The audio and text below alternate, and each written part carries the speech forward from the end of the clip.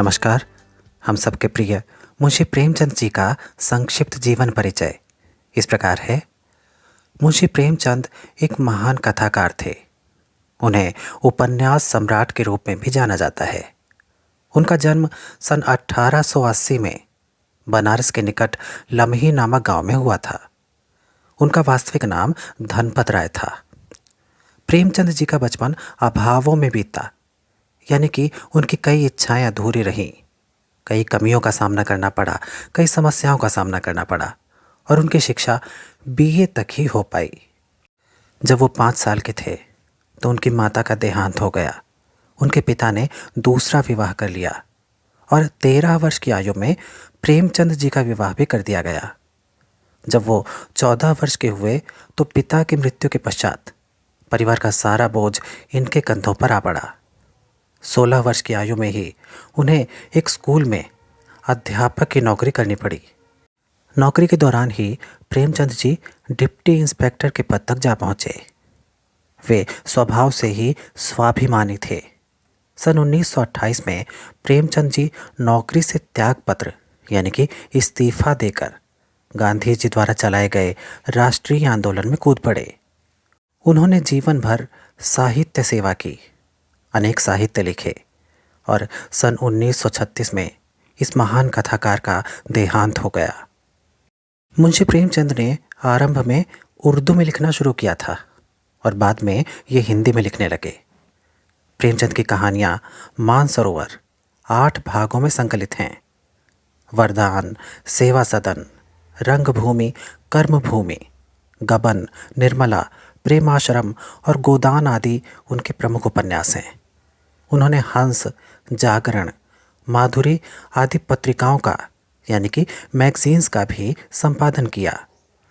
उन्होंने 300 के लगभग कहानियां लिखी हैं, जिनमें कफन, पूस की रात, 2 बैलों की कथा, पंच परमेश्वर, बड़े घर की बेटी और शतरंज के खिलाड़ी आदि प्रमुख कहानियां हैं। उनकी कहानी कला की विशेषताओं के बारे में बात करें तो वो इस प्रकार हैं। पहली विशेषता है विषय की विभिन्नता। मुंशी प्रेमचंद की कहानियों में विभिन्न विषयों का वर्णन किया गया है। प्रेमचंद साहित्य को सामाजिक परिवर्तन का सशक्त माध्यम मानते थे। उन्होंने जिस गांव और शहर के परिवेश को देखा और जिया, उसकी अभिव्यक्ति उनके कथा साहित्य में मिलती है। किसानों और मजदूरों की दयनीय स्थिति, दलितों का शोषण, समाज में स्त्री की दुर्दशा और स्वाधीनता आंदोलन आदि उनकी रचनाओं के मूल विषय हैं। जो दूसरी विशेषता हमें देखने को मिलती है वो है गांधीवादी विचारधारा का प्रभाव। मुंशी प्रेमचंद के संपूर्ण साहित्य पर गांधीवादी विचारधारा का प्रभाव देखा जा सकता है।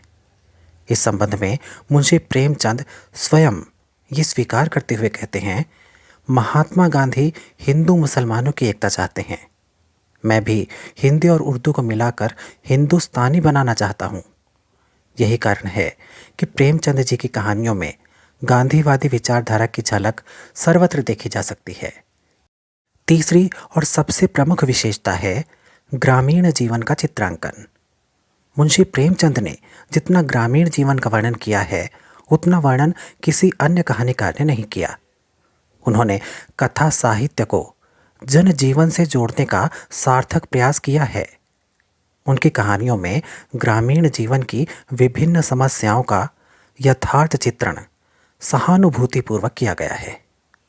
उन्होंने अपने कथा साहित्य में गांव के गरीब किसानों, मजदूरों, काश्तकारों, दलितों और पीड़ितों के प्रति विशेष संवेदना दिखाई है। इनकी भाषा शैली के बारे में बात करें तो ये बात हम पहले भी पढ़ चुके हैं कि मुंशी प्रेमचंद जी आरंभ में उर्दू भाषा में लिखा करते थे और बाद में इन्होंने हिंदी भाषा में लिखना आरंभ किया।